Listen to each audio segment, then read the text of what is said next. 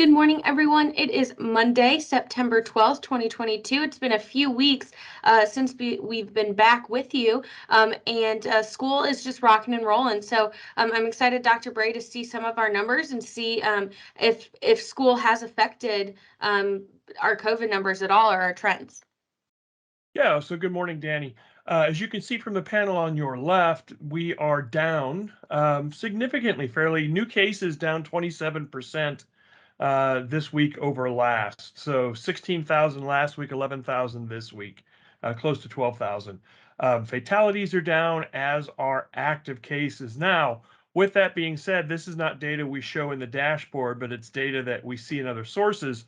We do see a shift in who is getting COVID.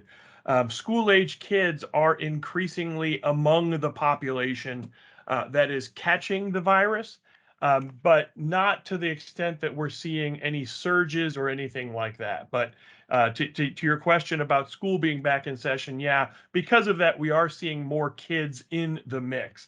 Again, the good news there is when kids are infected, provided they don't have any other comorbidities, it tends to be a very light viral infection.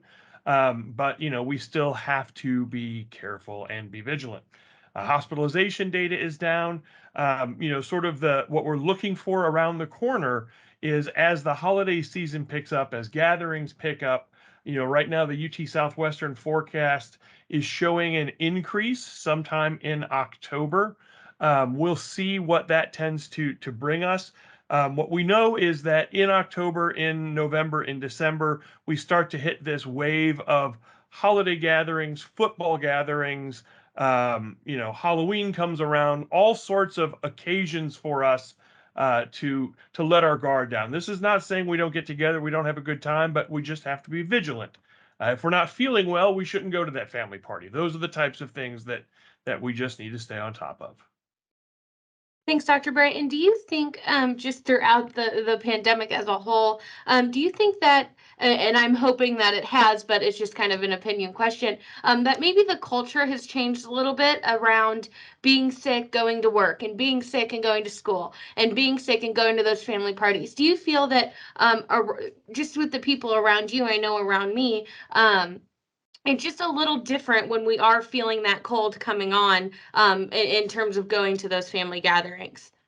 Yeah, I do think that there's people think twice about it now. Mhm. Um, I don't know that we've the piece that hasn't necessarily shifted everywhere yet is what our workplaces do and our schools do with an absence, right? We've talked about this in the past. In an ideal world, if you need to keep your kid home from school, they don't miss school; they just go to online school that day, right? Mhm. Um, that's working in some places, but it's not universal. And the same thing is true. Not all employers yet are, if you're out of sick time, you wind up going in the hole if you stay home from work, and many families can't afford that. So, still, I think the jury's out on an actual shift. But I do think people are more mindful. Awesome. Well, thank you so much, Dr. Bray, and we'll see you next week. Thanks, Danny.